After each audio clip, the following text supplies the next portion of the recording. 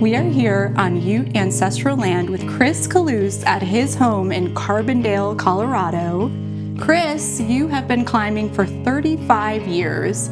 You are a podcaster and a musician. Your best-known podcast, Enormocast, has been downloaded millions of times, and you recently started The Run Out to cover more controversial climbing topics.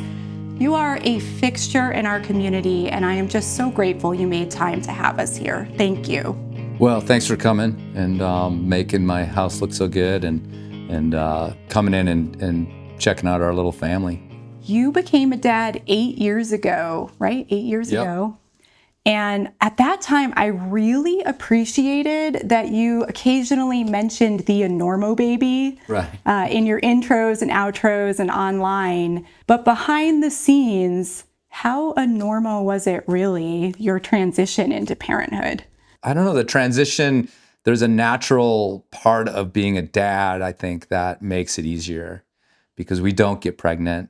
We also, in the first months, you know, you're a little bit superfluous to the situation, although Miles never very well breastfed. And so he was bottle fed. She was pumping, which is its whole other nightmare.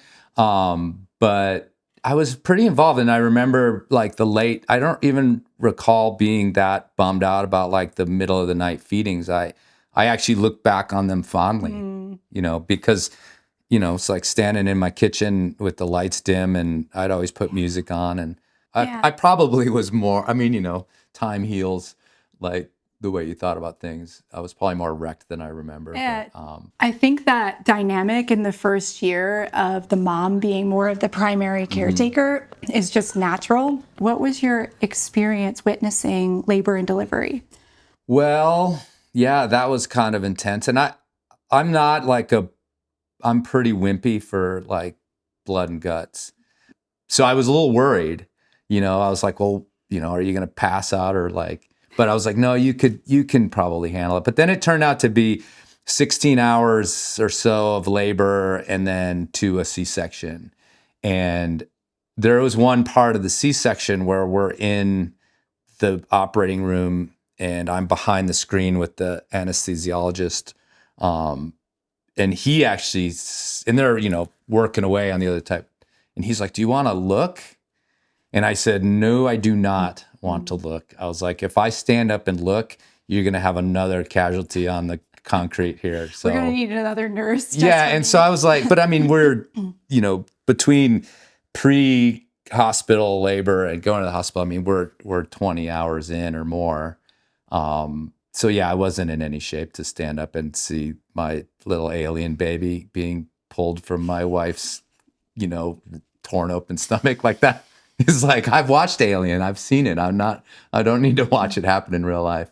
But we had some complications afterwards where Steph had an infection and he was put on antibiotics immediately because of the problem of, not that he had it, but if he got it, and it was meningitis, which is what they were worried about, there's no stopping it. And so you have to preemptively do this according to them. And so we were in the hospital for 2 weeks after with him on IVs. And like one of them was in his head at one point, and that was kind of like having someone stick an IV in your little infant's head was kind of like traumatizing. Yeah, absolutely. They're so little too. Yeah. I think as parents, we develop tools, like mindfulness tools to kind of help ourselves through situations. Yeah. So our outlooks change a little bit and we're looking for ways to kind of like flow with it a little more. I mean, it's super cliche and I'll probably bring it up again, but the climbing thing, especially the big route climbing, I don't know. To me, it trains you to be this is the situation. It's what it is.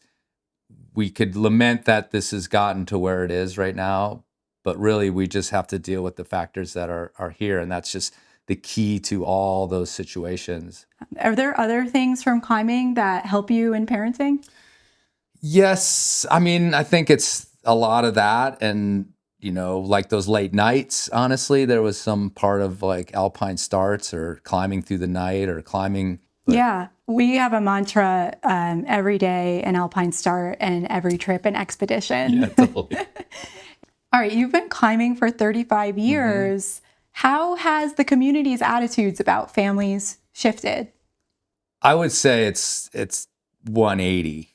I mean, first of all, when I started climbing, and this is, the when I started climbing thing is, it's like, I find myself saying it a lot. It's kind of a bummer, but the climbing gym didn't exist. The sport climbing didn't really exist in the United States. And bouldering was still this thing you did. I mean, there were people who did it as their main thing, but it was mostly a thing you did when you couldn't go climbing. And so accessibility to climbing meant you were going to go roped climbing and you were going to go trad climbing.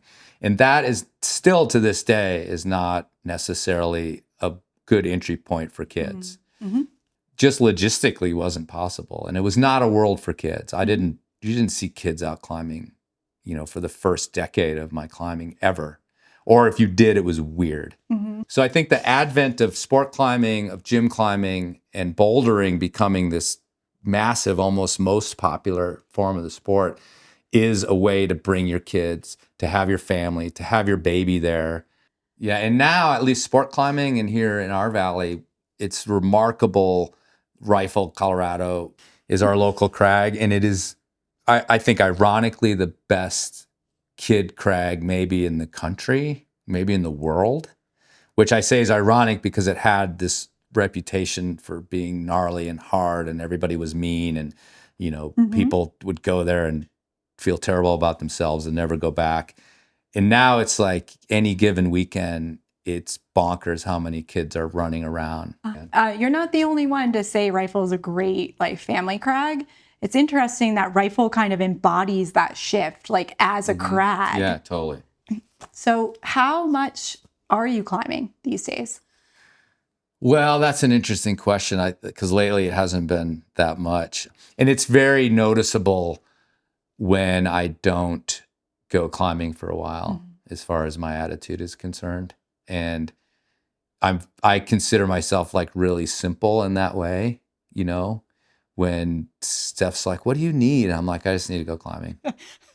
And it's Without fail. It's a magical cure. Yeah. And also there's different, we do family climb now with the whole group, and that helps. But going climbing with a good buddy and, on my own day where it's my schedule and I get to try what I want to try is the real elixir. And so as we're getting into talking about climbing with kids, that's what I've found is, yes, it's cool. Yes, it scratches a little bit of an itch, but for me, it's not a substitute. And I do want to keep this part of my climbing where it's just for me. When you turned 50, you climbed 50 single pitch routes at Indian Creek. Yes. How did that go? I mean, I banged out 8 or 9 pitches in an hour to get a jump on it. I ended up leading, I don't know, maybe 17 pitches out of that, which is still a pretty big day. And then just started hammering top ropes. And but the cool thing is everybody at the cliff got super into it. And so all these other climbers were like, "What's he doing? Oh, hell yeah, jump on my top rope. And we want you to do." And then plus, people knew who I was from the podcast because those are my people down there. And they had this big party in the parking lot, which maybe was illegal. Anybody who let me top rope on their pitch, we were like, "There's beers and there's burgers in the parking lot afterwards. That's your payment." Yeah. And so it just turned into this whole festival. Do you talk about parenting on your podcast? All the time. All the time? Yeah. Okay. It's probably sometimes we even think we're probably losing listeners. Is there anything that stands out that was really surprising to you about something that someone shared about the parenting climbing experience? Lauren Delaunay Miller was on when she wrote her book about women. Yosemite Giants? Yeah. Valley of Giants. Yeah, Valley of Giants, about the women and how the sexual revolution and then birth control and things like that in the 70s seemed to free women up to go climbing because they weren't just instantly being, turned into moms in their 20s or whatever it was. And that kind of started me thinking about what the burden of women having kids is on climbing and how big of a sort of hurdle it is. Impediment? Yeah, and an impediment. And we celebrate this recovery period of women who go back to climbing. And I've done it on the podcast. But it's like this mixed bag of whether or not that's even a good example to be putting out there for women who don't have that experience. Like, well, look, this person's like climbing 514 already. What are you doing? Like, and then the average mom is like 2 years out and still heavier than she wants to be, and less time to train. And yeah, so I think talking with women on the podcast has actually made me realize that it's hard, and at times the pursuit of it may not even be healthy. I hate to say it, but like a woman who decides openly that she's going to have some kids, and raising those kids and the detriment to her climbing is all worth it, to the point of maybe I don't even climb anymore for a while, is this choice that, we're just like, what? But it's a completely valid and a completely healthy choice. So what is the Rad Race? Oh, the Rad Race. One thing I realized in these mountain towns, between the adults, there's this like a lot of comparisons going on about who's better, who's radder. And we have, Aspen is up the hill, and the perfect example up there is in Highlands Bowl, is this ski that you hike to, and you hike several thousand feet up to the top of this 12,000 foot peak. And it's, it's all sorts of terrain, but all expert terrain, some serious, some not so serious. And the hike up there, when they drop the gates, is this big. And so even before I had a kid, it's just like, how many times you hiked the bowl today? And there's just these like middle-aged guys just like marching past you with their Strava on, just like, you have to step out for them. I've been up there actually, but so that's an example. Good description. It sort of goes on in climbing, who's climbing more, not just better, but and then it goes down to the kids. And what I realized, how rad your kid is this like other badge of honor. It's like an extension. You literally hear like, oh yeah, he was 4 years old when he hiked the bowl. Like I've literally heard that phrase. It's just like any kid sport. Everybody will talk about how it's just for fun and like but then you go to them and they're like just screaming at their children to like pedal and things like that. And so it's interesting having a special needs kid, because we dropped out of the Rad Race immediately, but you still sort of feel it in all things, whether it's reading and writing. It's like how early they were able to do the skill, how early they were able to, I felt it when we were potty training. I felt this really intensely in the first year, because we had a nanny share with 2 other kids exactly the same age. And it was literally a race for the first kid walking. Right. Oh yeah. The walking thing. It was my kid. Was the first one.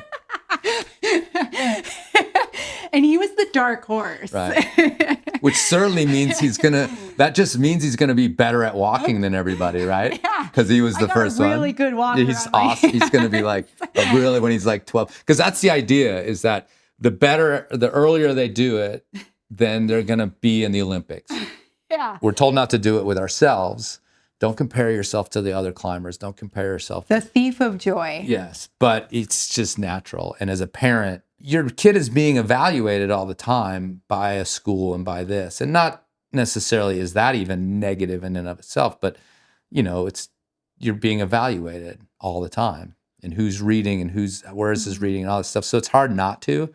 But as much as I can do it, it's a good feeling to have him on his own program. I had my own Rad Race when I was pregnant, right? I was like, oh, I'm going to get cleared by the doctor before 6 weeks to get back to climbing. And I'm going to climb until I'm going to do a pitch until I go into labor. And then I'll get in the car and we'll go to the hospital. I'll do one more burn on this audible It didn't really work out that way at all. Right.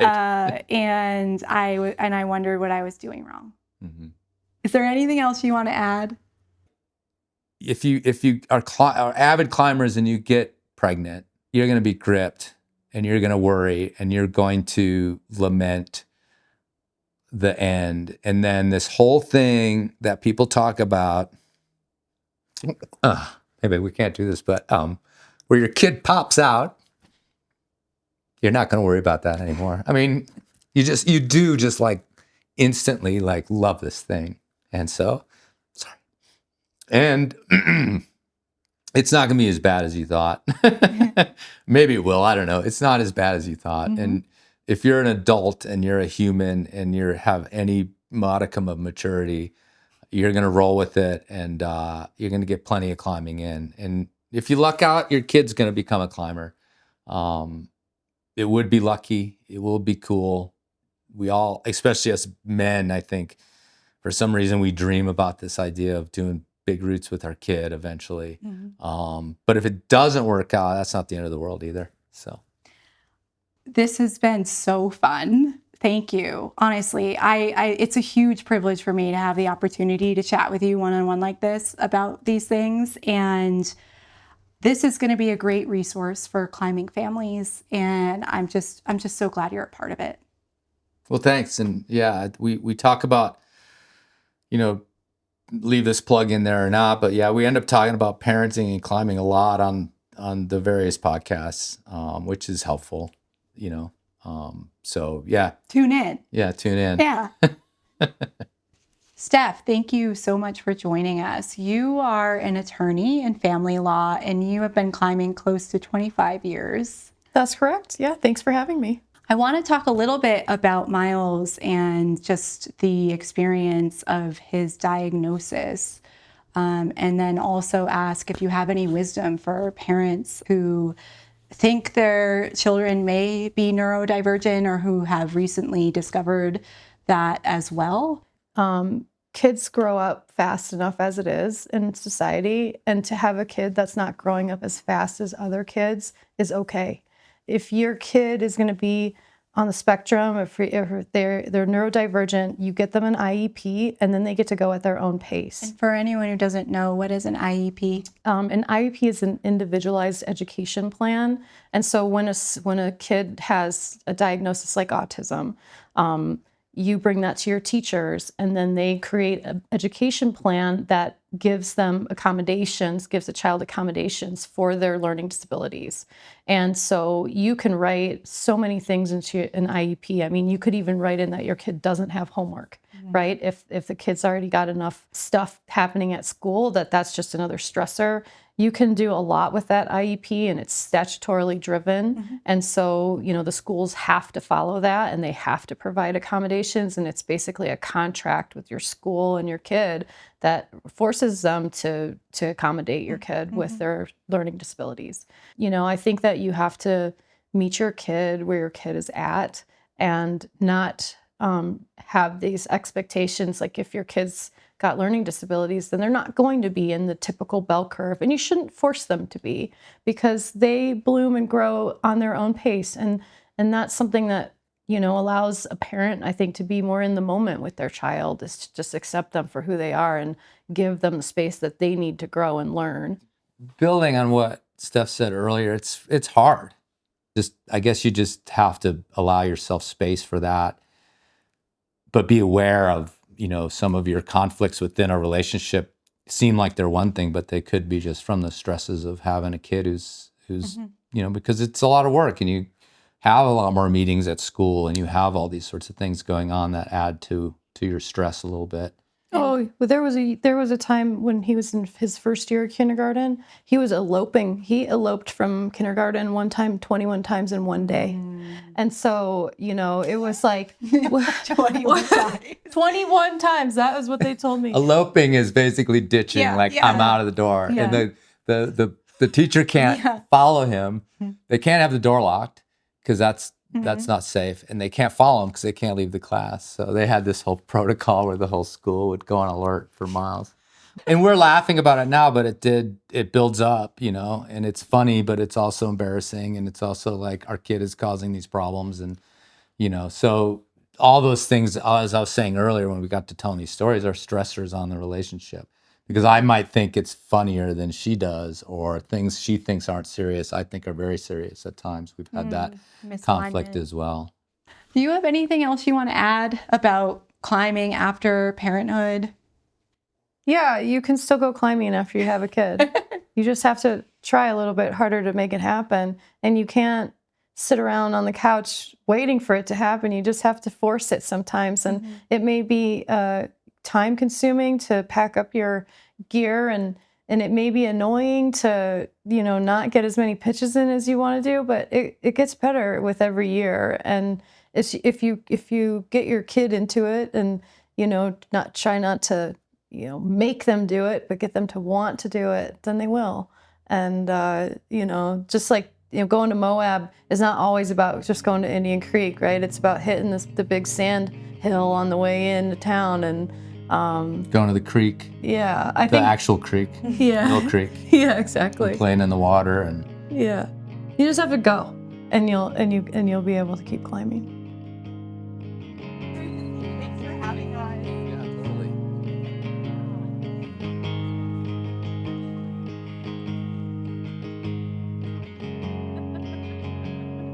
That's not how it is.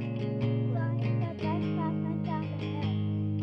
For a little while.